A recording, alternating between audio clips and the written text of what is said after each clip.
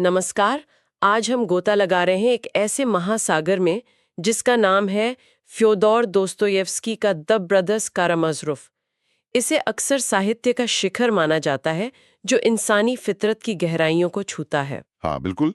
और हमारे पास जो विश्लेषण है वो इसी कालजयी उपन्यास के कुछ अहम पहलुओं पर रोशनी डालता है। तो चलिए सीधे चलते हैं 19वीं सदी के रूस में कारामाज़ोव परिवार के बीच। ये परिवार कह सकते हैं इंसानी विरोधाभासों का एक छोटा सा मॉडल है। शुरुआत होती है पिता से, फ्योदोर पाव्लोविच कारामाज़ोव।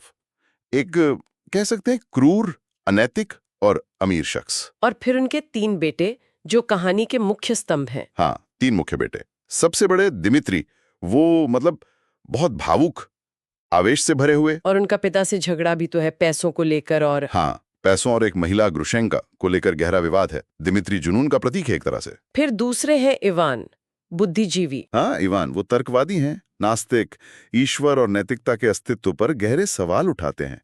उनका वो प्रसिद्ध कथन, अगर ईश्वर नहीं है तो सब कुछ जायज है। बिल्कुल, ये उपन्यास के केंद्रीय विषयों में से एक है। इस पर हम शायद और बात करेंगे। जरूर।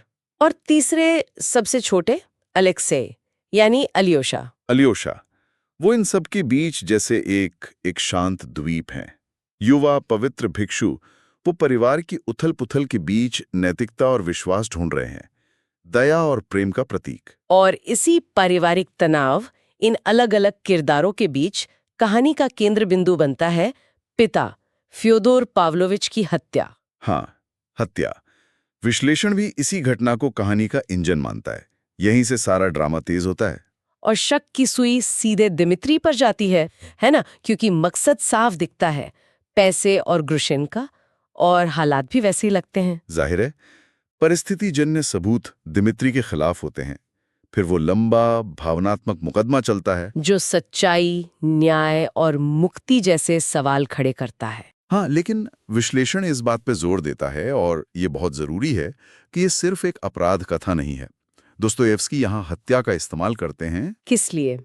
मानव मनोविज्ञान की परतें खोलने के लिए। वो किरदारों के अंदर उतर जाते हैं।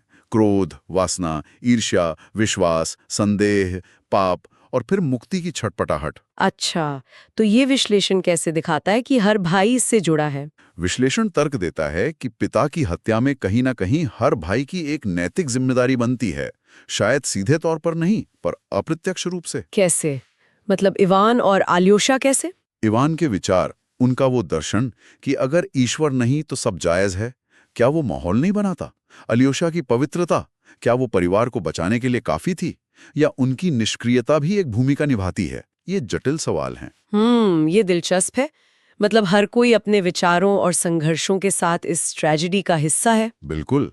उनके मन में चल रहे द्वंद्व, उनकी चुप्पी, उनके एक्शन या इनएक्शन, सब कुछ। और फिर से ईवान के उस कथन पर आते हैं, अगर ईश्वर नहीं है तो सब कुछ जायज है। विश्लेषण इसे उपन्यास का केंद्रीय बिंदु मानता है। हाँ, विश्लेषण इसे उपन्यास के सबसे बड़े नैतिक सवालों में से एक मानता है। ये सिर्फ ईवान का निजी संघर्ष नहीं है, ये पूरे उपन्यास में गूंजता है। मतलब ये सवाल कि क्या नैतिकता के लिए ईश्वर का होना जरूरी है? हाँ, और अगर नहीं तो फिर हमारे कर्मों का आधार क्या है? क्या सही है, क्या गलत है, ये कौन तय करेगा? दोस्तोयेव्स्की, जैसा कि विश्लेषण कहता है, कोई सीधा जवाब नहीं देते। वो पाठक को सोचने पर मजबूर करते हैं। बिल्कुल। वो आस्था बनाम संदेह, स्वतंत्र इच्छा बनाम नियति, अच्छाई बनाम बुराई, इन सब की जटिलता को सामने रखते हैं। तो क्या ये कह सकते हैं कि कारामाज़ोव परिवार का बिखरना सिर्फ एक परिवार की कहानी नहीं है? विश्लेषण इसे समाज से जोड़ता है। हाँ, विश्लेषण इसी तरफ इशारा करता है। परिवार का ये विघटन, उनके सदस्यों का नैतिक संघर्ष, वो उस समय के रूसी समाज की उथल-पुथल और मूल्यों के टकराव का ही एक प्रतिबिंब है। एक परिवार के जरिए पूरे समाज के नैतिक स्वास्थ्य पर सवाल। सही कहा।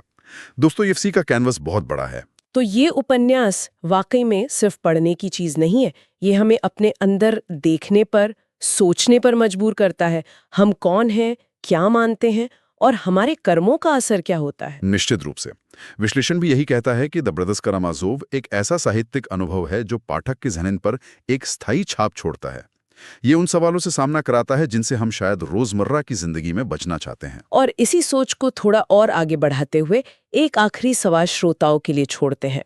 इवान का वो तर्क, अगर ईश्वर नहीं है तो सब कुछ जायज है। विश्लेषण ने इसे उपन्यास का एक केंद्रीय प्रश्न माना। पर क्या ये सवाल आज इस दौर में जहां आस्था और नैतिकता पर बहसें और तेज हो गई हैं, क्या ये व्यक्तिगत नैतिकता और सामाजिक व्यवस्था के लिए पहले से भी ज्यादा प्रासंगिक नहीं हो गया है? इस पर जरूर सोचिएगा।